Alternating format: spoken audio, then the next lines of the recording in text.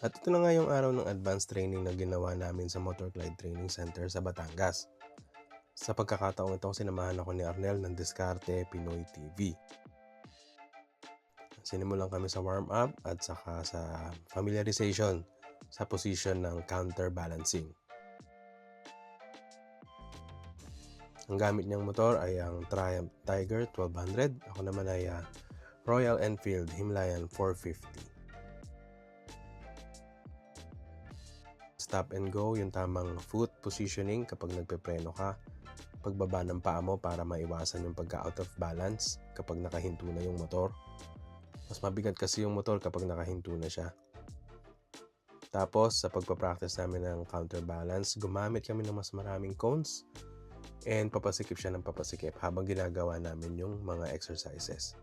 Tinuruan din kami ng tamang stop and go sa uphill and downhill, pati pagmamaniobra.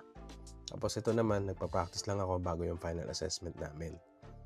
And awa ng Diyos, nakaraos naman, naipasa namin yung mga exercises, binigyan kami ng certificates at Motor Glide badges. Tigisa kami ni Arnel.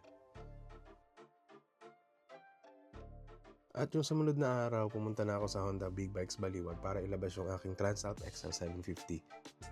Marami akong natutunan sa Motor Glide at alam ko hindi doon natatapos. Mas marami pa akong matututunan sa bawat gamit ng motor, lalo na may mga kasama akong experienced riders.